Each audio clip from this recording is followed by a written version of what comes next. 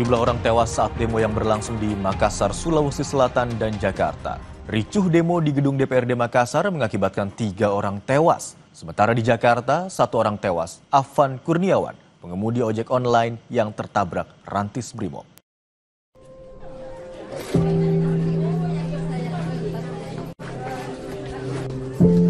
Duka menyelimuti keluarga Akbar Basri, fotografer Humas DPRD Kota Makassar yang menjadi salah satu korban tewas akibat ricuh demo di kantor DPRD Kota Makassar Jumat malam.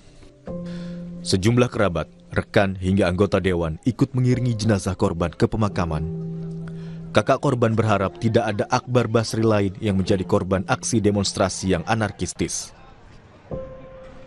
Kami dari pihak keluarga betul-betul sudah mengikhlaskan atas apa yang terjadi pada adinda kami. Dan untuk kedepannya buat teman-teman mahasiswa atau ke masyarakat yang ikut berdemo, mohon kiranya tidak sampai anarkis seperti kayak gini. Satu korban tewas lainnya di Makassar, Syaiful Akbar, dimakamkan di tempat pemakaman umum Suru Tanga, Kota Palopo, Sabtu petang.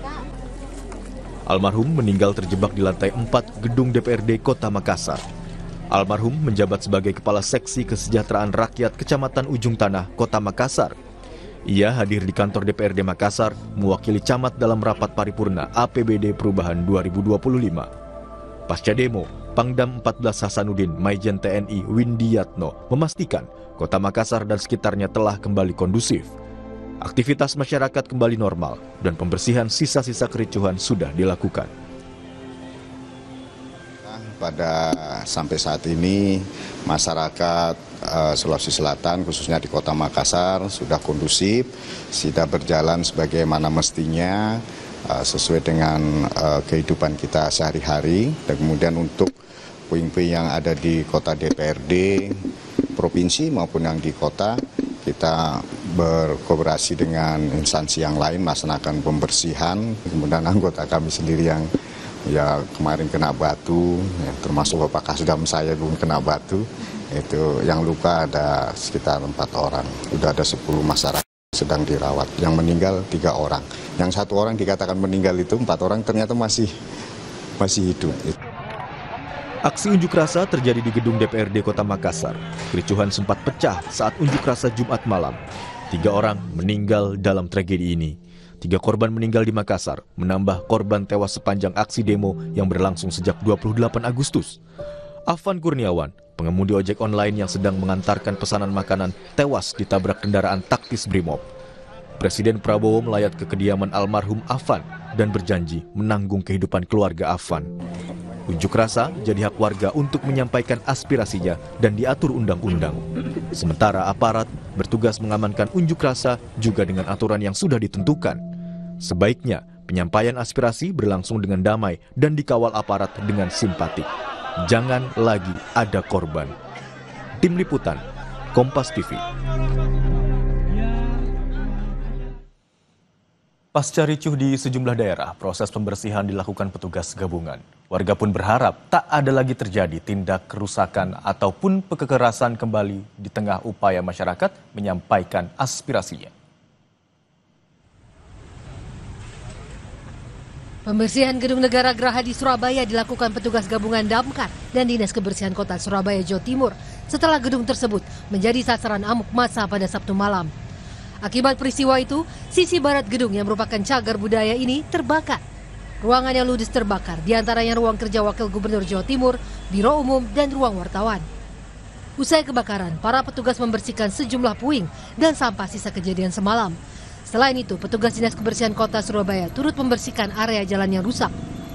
Atas kejadian ini, warga setempat berharap tak ada lagi aksi perusakan yang terjadi. Gimana Pak tanggapannya? Eman, kenapa sampai dibakar nih Mas? Gitu loh. Emangnya kenapa Pak? Ini kan apa ya? Barang-barang berbakar kok dilindungi Pak Mas, gedung ini. Ini kan ya apa ya, bangunan Belanda juga. Apa sih Pak? Ya mundur lah, ya gak apa-apa, kowe demo gak apa-apa. Mungkin jangan sampai rusak lah. Selain Gedung Negara Geraha di Surabaya, kantor Polsek Tegal Sari turut menjadi sasaran perusakan. Sementara aktivitas warga pada Minggu pagi kembali normal. Namun Car Free Day yang biasa diadakan di Jalan Raya Darmo ditiadakan untuk sementara. Di Solo, Jawa Tengah, warga juga melakukan kegiatan seperti hari-hari biasanya setelah sempat terjadi kericuhan saat aksi massa 2 hari lalu. Warga memadati kawasan Car Free Day yang biasanya ramai pada Minggu pagi. Warga Solo pun berharap kondisi tetap kondusif.